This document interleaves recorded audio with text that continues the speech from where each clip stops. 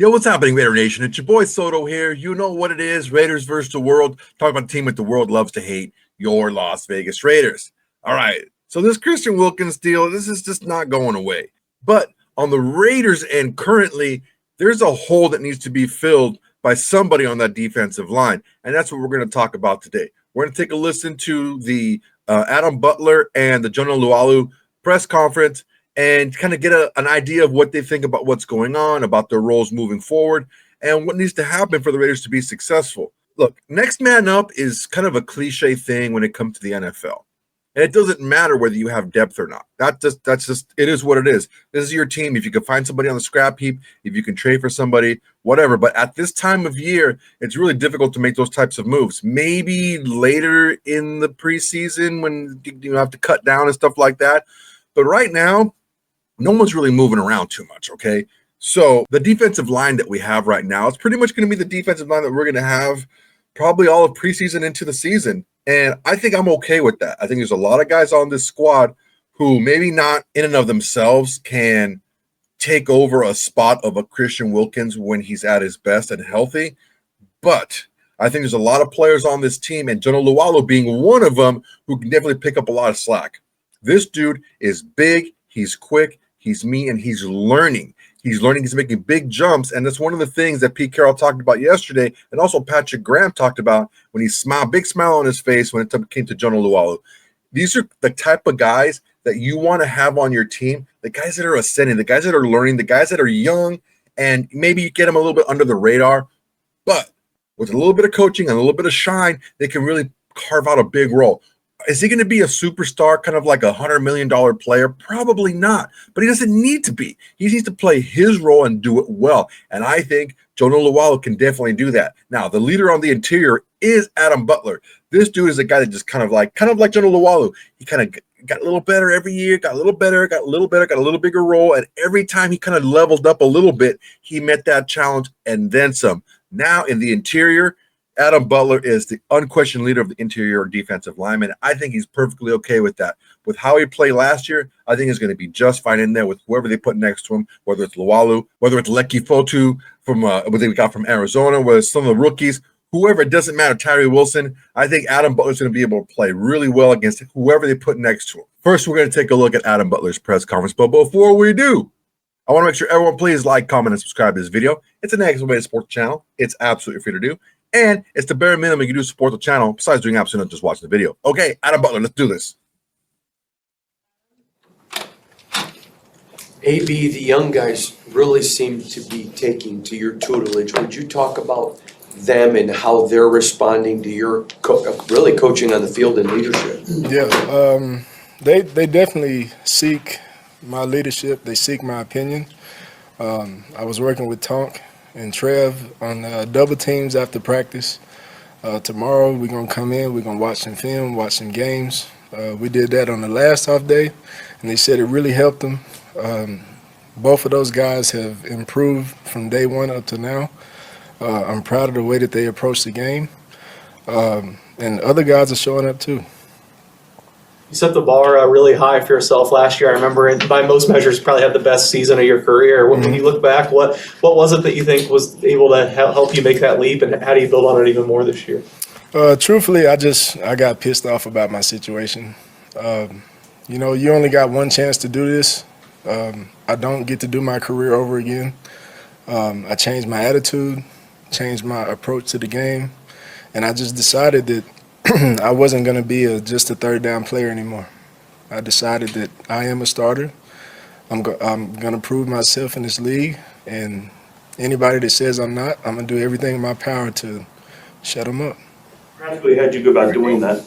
What kind of changes did you make? I said practically. Yeah. Okay. Well, practically, I just worked on my knowledge and awareness of the game. Obviously, my experience and what I've learned from past seasons, and what I learned from watching myself, you know, through the tape and the things that I could have done better. I worked on them. Legendary coach named Pete Jenkins. I don't know if you are familiar with him. I spent probably the last 4 or 5 years working with him every summer. I almost never miss his camp unless I've got something personal going on. I always go to his camp. It's repetitive, but it's necessary. He's a legendary coach that knows what he's doing, and all of his teachings, I literally took them to heart. I met him when I was in Miami, and ever since then, my game has just done that. It's just increased. And I went to him this summer. You can call him and ask him if you want. I was there, and just his teachings have just done wonders in my career and in my life. So credit to him. Sorry, Adam, you look good so far out there, man. You look stout in the middle. You look strong in the middle. How do you feel right now compared to other training camps in your career? Well, I would definitely say I'm probably the most confident now than I've ever been. I mean, obviously, I was a little more pissed off coming into training camp last year. To be honest, I'm still kind of pissed off this year. You can never really use that.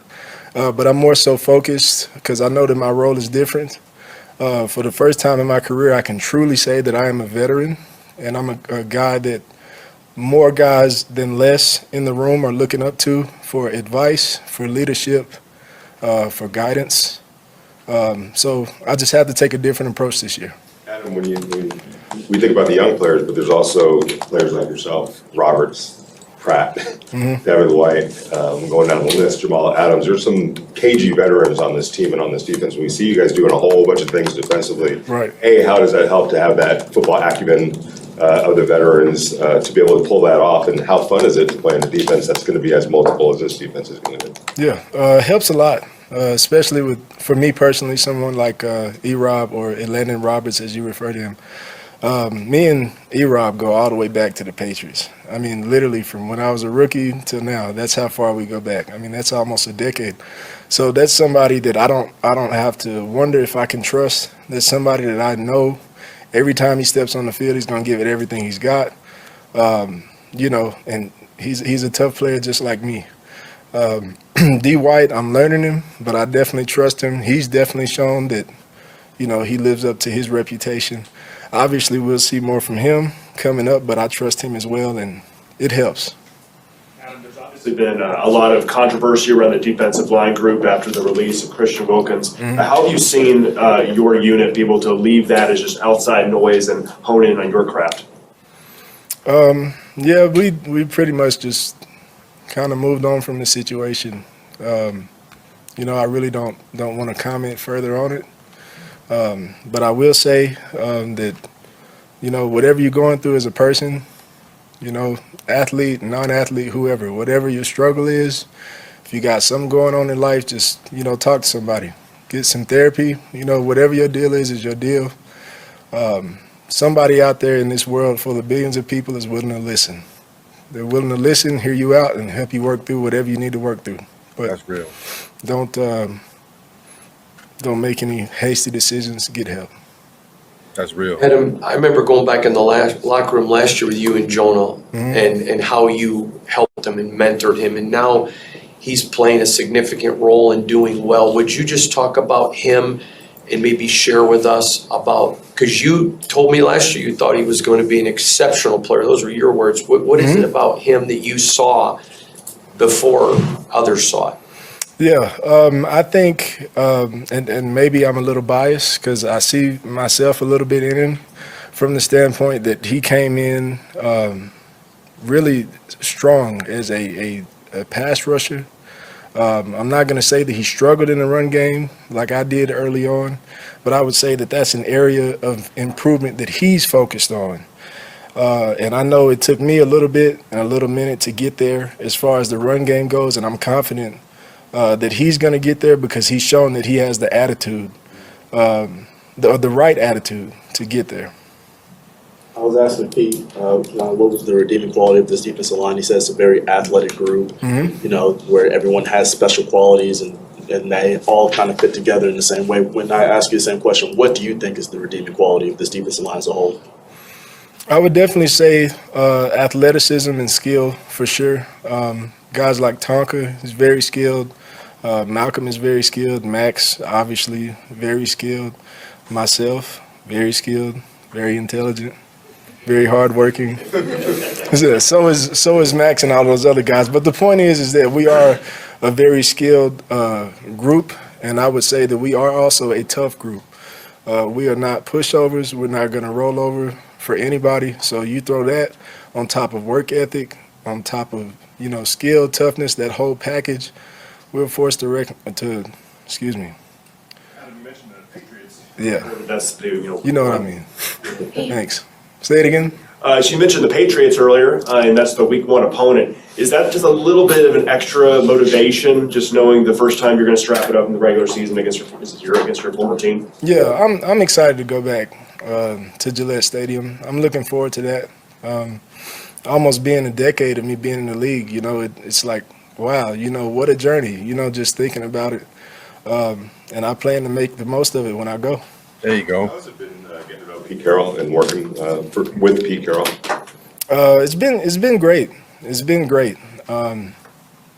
He's great coach, great leader. I love his approach. It's different. I love how, if there's anything that's, scrappy or controversial, the way that he goes about it isn't from to necessarily pin guys against each other in a negative way. He makes it positive. Whether we, shoot basketball to shoot it off or have some silly competition, he takes the edge off. He makes it fun to be here. And I just think he's a great leader. Let's do one more. AB, can you discuss this offensive line? You're competing with them now in pads every day, and it certainly seems extremely improved even over last year. The young guys growing. Would you give us your perspective on the Raiders' offensive line, please? Yeah. I'm excited about Jordan Meredith. I'm excited about JPJ for sure. I'm a real big fan of JPJ. That's my guy. Strong, young player. He's got that energy and that. I see him as an all-pro guard at some point. I don't know if that's now or later. I'm really excited about him. And if it's okay with you, that's all I'd like to comment on this time, or at this time. Yeah. Thank you. Thank you, guys. Thanks a lot. Thanks, AB. Really thoughtful answers by Adam Butler. And, the reporters got to be on their P's and Q's too. They can't be asking these weak questions, like, tell me about so-and-so. Okay, what do you want to know? He's not going to do that. He's not going to go for that. I mean, he refused to answer a question earlier this year in this offseason. He said, I don't understand your question, so I'm not going to answer it. And he was dead serious. So I think he's a good presser. He's a good interview. Because he expects a lot from people and their questions. He wants the questions to be very specific. He doesn't like really open-ended things. He likes things to be very direct, and he gives you a direct answer. One of the things I want to talk about is answer kind of about the Christian Wilkins thing and his response. It was a very heartfelt response. There's a lot of rumors out there that actually Adam Butler was the player that was kissed on the head. I don't know if that's true or not.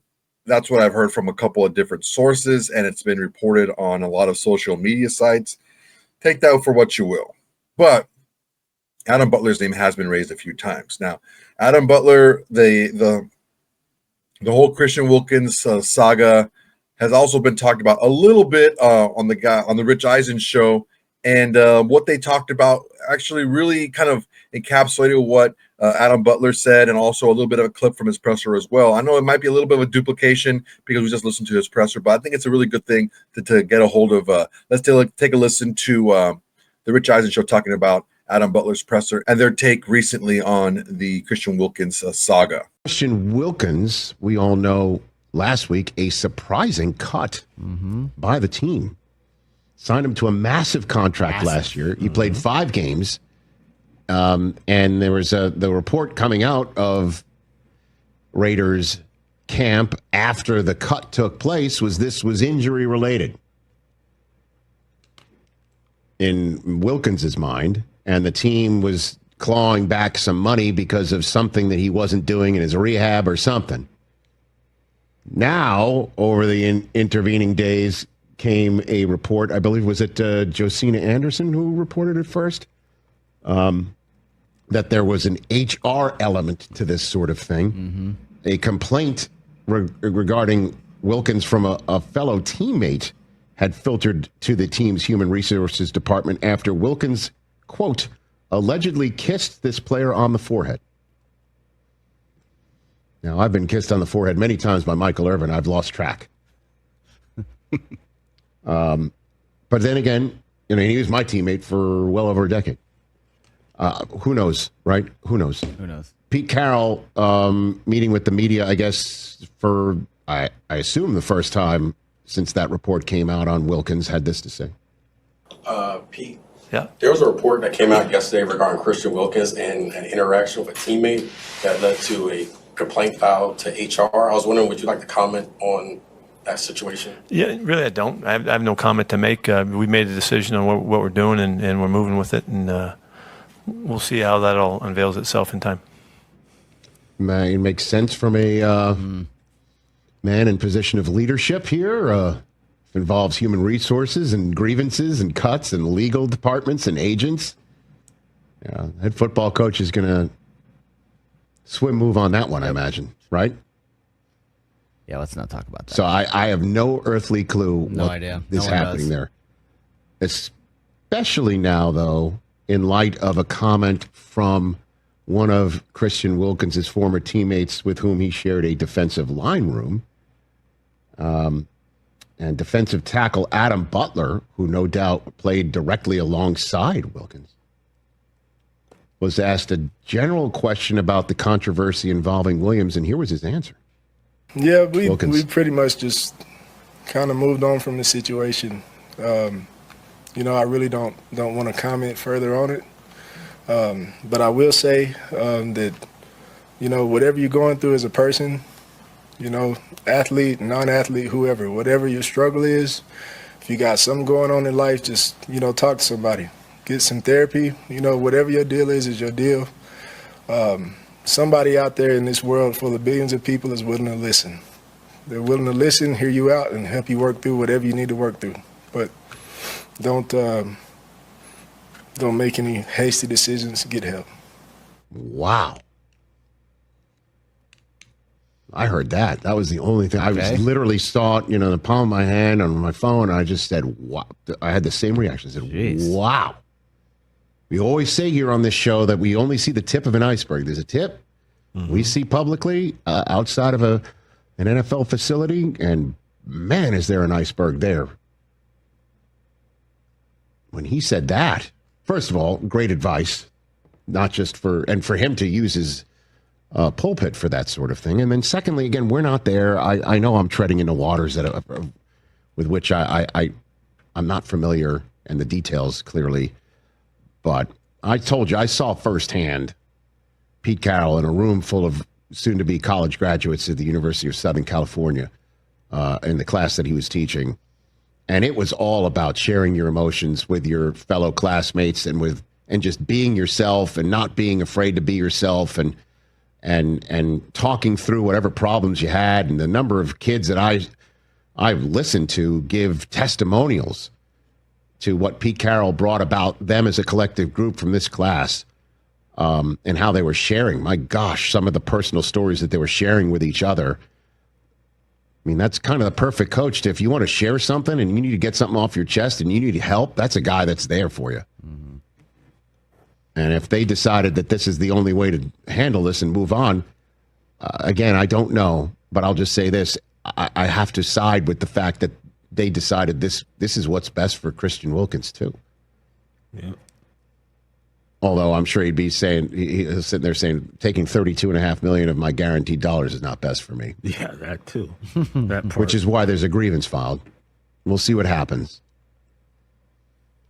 Because, talent over everything, you hear that all the time in the National Football League, right? And this guy's got talent if he's healthy. And I guess he wasn't healthy. And according from what his teammate just said, there's a mental health aspect to this as well. Boy, a shocking turn out of this whole story. Just keeps getting more and more shocking, this development. Yeah, Rich Eisen hit it on the nose there. There's just more and more it comes out, the more just shocking it gets, the more it just gets it's a strange story altogether. I'm sure it's going to get a lot stranger when all the information comes out. But, man, as far as football goes, big shoes to fill. And I think that Adam Butler taking a bigger step as far as a leader goes, like you heard, and also a player on the field, bringing up these younger guys. I think Jonah Lualu is a guy that can really take a big chunk of that role and put it on his back for sure. So let's take a listen to Jonah Lualu and what he has to say at his presser. All right, here we go. All right, guys, questions for Jonah. Jonah, last year when you and Adam were visiting the locker room, and when you walked away, he told me, it was early, he goes, he's going to be an exceptional player. And I just asked him about that because you're playing well and your role is growing, and he says he sees a lot of you in him. I'm just curious about your relationship with Adam and how he's helped you through your maturation process, please. I mean, Adam's always been a great role model for me, especially last year coming in, getting thrown in the fire.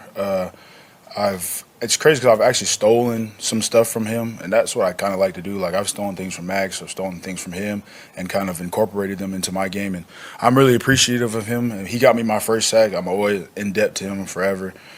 My plan is to hopefully get him some sacks too, because that's what he's done his whole career is, get the people next to him better. And a lot of credit goes to AB. He's really helped me. I was really just talking to him earlier before I came in here, just asking him about, earlier on in his career, being better at this and, how did he get better at that?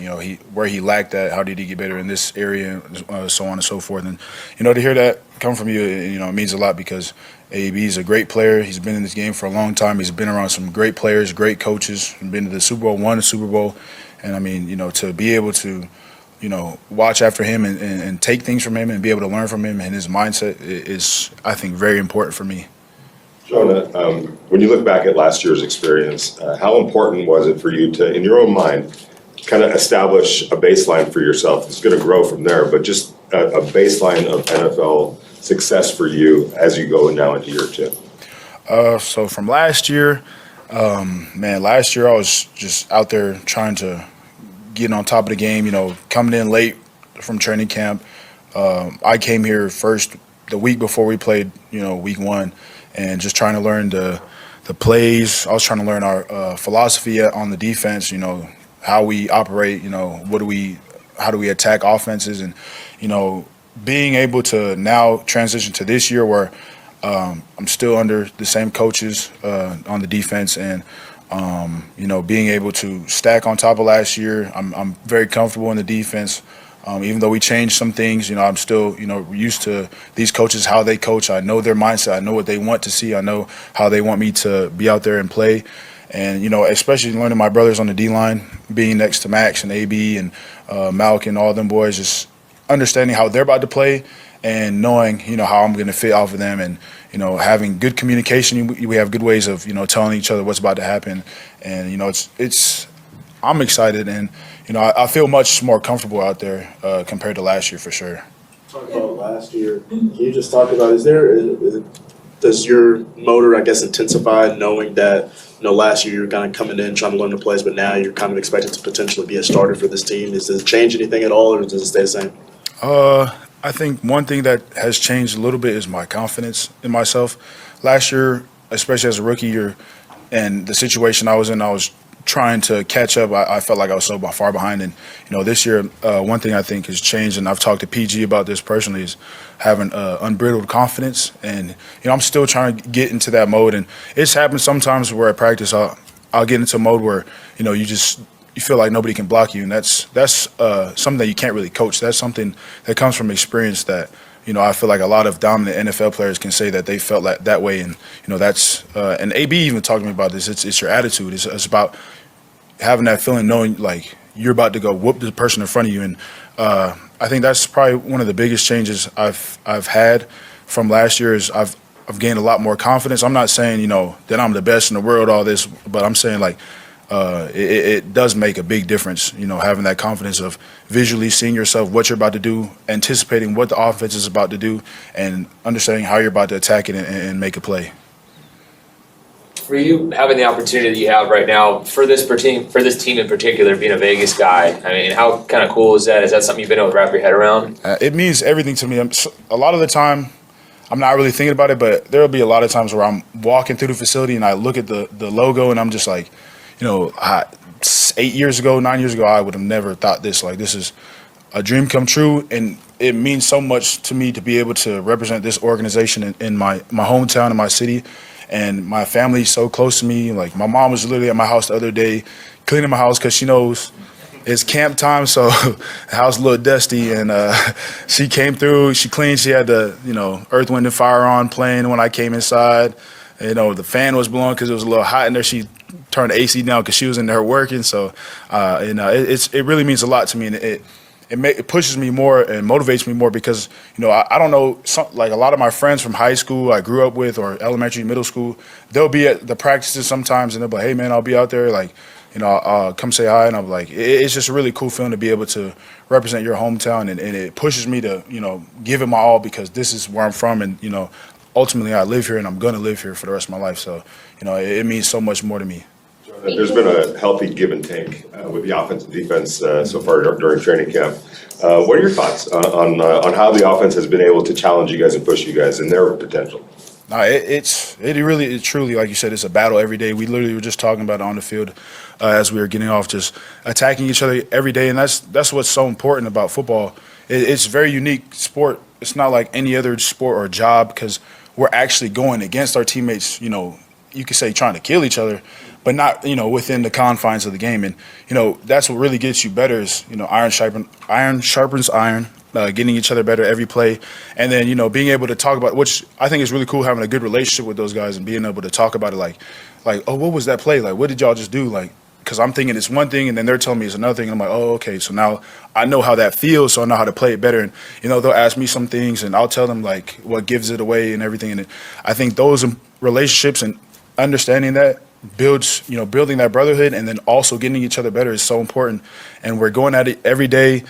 Chip Kelly, he been in the game since before I was born.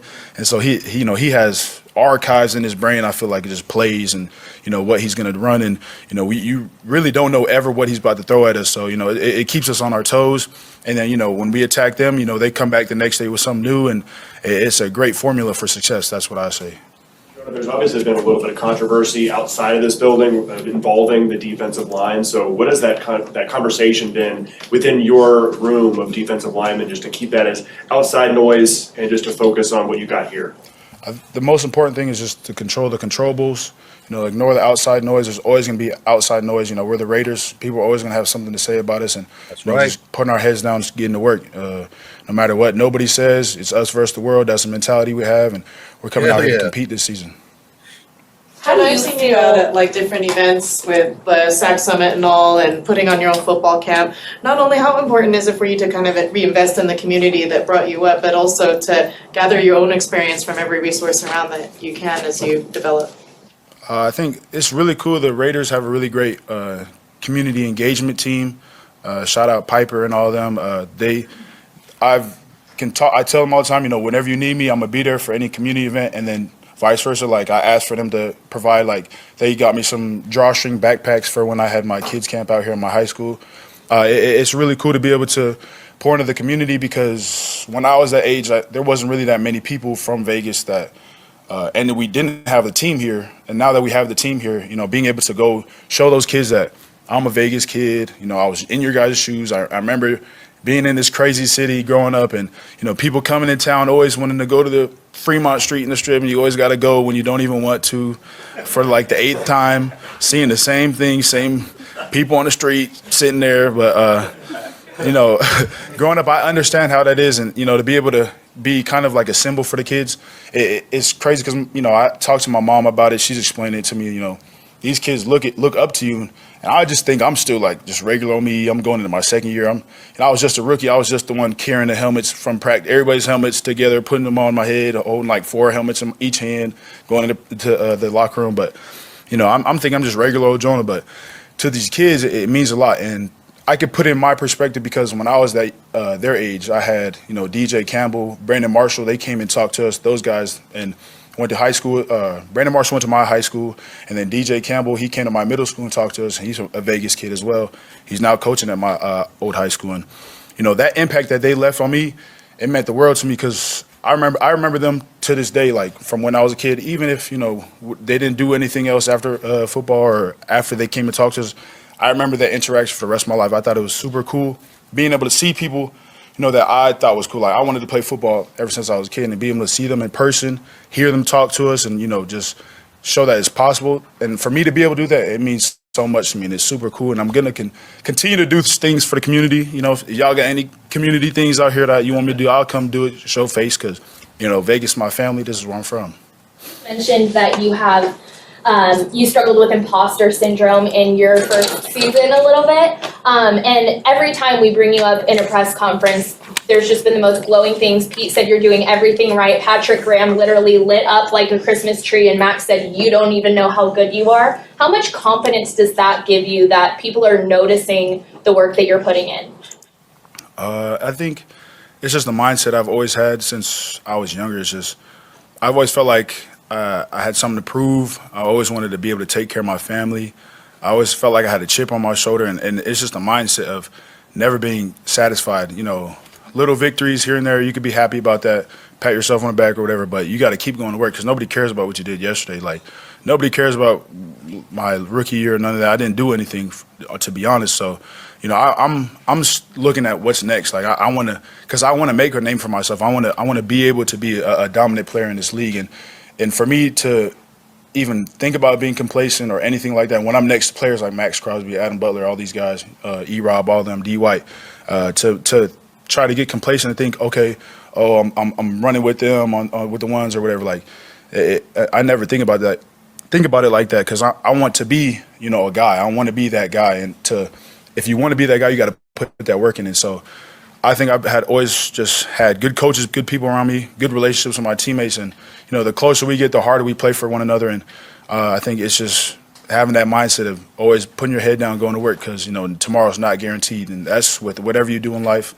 If you're a chef, if you're a maid, if you clean yards or anything like that, like tomorrow's not guaranteed. So you got to put that work in every day and treat it like it's your last opportunity. Because at the end of the day, this is a great opportunity. I'm here in my hometown. I have no complaints. I'm absolutely blessed. So for me to take that for granted, I'd probably regret that from the rest of my life. So I'll never take this for granted, and I'll continue to give this my all so I can do it for my brothers to the left and the right of me, to my family, and then my Vegas people out here. With imposter syndrome, how do those comments make you feel, and how does that give you confidence? I feel like, I know some people have that confidence where they don't have, and they feel like, oh yeah, I'm supposed to be here, I'm supposed to be there. Like, I feel like I'm not supposed to be here, and I through the grace of God and my hard work, I got to be here. And it's pretty. I feel like it'd be pretty easy to have imposter syndrome being next to Maxx Crosby. Like, if y'all see my practice, he be doing some crazy stuff. Like, you can't teach the stuff he does. And same with AB. Like, seeing those guys and see how sharpened, how sharpened they are within the game, and their skill and their mindset, and just knowing what the offense is about to do. Like, AB will ask me something like, did you hear what they said? Like, what is this? And I'm like, bro, no, I didn't hear that. Like, I did not know that's what they meant when they said that. And so, like, it's just, there's levels to the game, and there's still a little, imposter syndrome here and there, but I think that keeps me humble and keeps me, wanting to continue to get better, because that's, at the end of the day, that's what I want to do, is continue to get better every day, because I know I'm not anywhere near being a finished product. And I know I'm nowhere near being, the best I could be. So, I'm excited to see, how training camp goes, continuing to work and get better at, what I want to get better at. And, when we get to the first game this year, going out there and just doing our thing. Awesome. Thank you, man. Appreciate you guys. This is extremely encouraging to me, and I think it should be to everyone who's wondering on what's going to happen on this defensive line. When you get a guy that the biggest obstacle they have is confidence, they finally get it. It's a superpower. It's a superpower. It amplifies everything in their life. Jonah Lualu showed himself to be just a solid dude. He's talking about doing everything for the community that he does. And he even talked to, the reporters, hey, if you guys need me to do anything, show up anywhere, I'm going to do it. And that humble just mindset. And he says, sometimes imposter syndrome works for him because it keeps him humble, right? That work ethic that he has. And you get guys like Maxx Crosby and Patrick Graham and Adam Butler earlier, also, Pete Carroll, and like how they just light up, like they said, about when they talk about this kid and he doesn't know how good he can be and he's just scratching the surface and all these things. And these are things that are said about guys who have just tremendous talent. And again, it's production over talent, right? Production is more important. But when you put confidence with that talent, it's going to be something that's going to be really fun to watch. I think that Jonah Lualu, with the step forward he's taking in his second year, right? Like he said so himself, he came in like late August, like the last week, the dead week in between, the last preseason game and the first regular season game. There's that dead week, right? That's when he came in and he didn't really know what he was doing. Plus, he was didn't know what he was doing in the NFL because he just got here and he was a rookie and he just didn't really get his feet under him, right? Now he's a little bit more grounded and he's confident in himself and he's confident in his abilities to the point where the work that he puts in is even more than before, because now he doesn't have to worry about, should I be here? It doesn't matter. I'm here, right? He's there already. He doesn't have to worry about does he belong there, because he's been there already for a year. So this is one of the reasons why rookies take a huge jump going into year 2 is the confidence they have and the calmness that they play with. And man, I'm telling you something right now. I said it before and I'll say it again. Everybody in the NFL is a beast. Everybody in the NFL is a freak athlete. Everybody in the NFL has talent. What's the difference? It's the environment that you're in. It's your teammates. It's your coaching, and it's the confidence and belief in yourself. And with Jonah Lualu and his belief in himself skyrocketing, I think his play is going to skyrocket as well. Hopefully, it's enough to kind of fill the majority of, if not all of that void left by Christian Wilkins' departure. All right, guys, that's my time for today. Really appreciate you guys watching. Go ahead and like, comment, and subscribe to this video. It's an excellent way to support the channel. It's absolutely free to do, and it's the bare minimum you can do to support the channel, besides doing absolutely nothing, just watch the video. All right, if you're still watching this video and you're not subscribed, just go ahead and do it, man. Like it, comment, share it to your socials. It's a cool thing to do. You guys should do it for me. I really would appreciate it. It really helps the channel a lot. I'm doing all this for Raider Nation. I'm putting out these videos every single day for you guys to build a community, Raiders versus the world, because you know what? Once we leave here, it's just us against everybody. I think that's just how we like it. So everyone, please make sure to tell your friends, tell your haters, tell your mamas, tell everybody. Raiders versus the world is the greatest to go to Raider Nation today. All right, guys, that's my time. Till next time, everybody. Peace. Hey, Raider Nation. Thanks for watching. There's plenty more where that came from. Go ahead and smash that like button. Drop a comment. Make sure to subscribe and share to all your socials. It's the bare minimum you can do without doing absolutely nothing.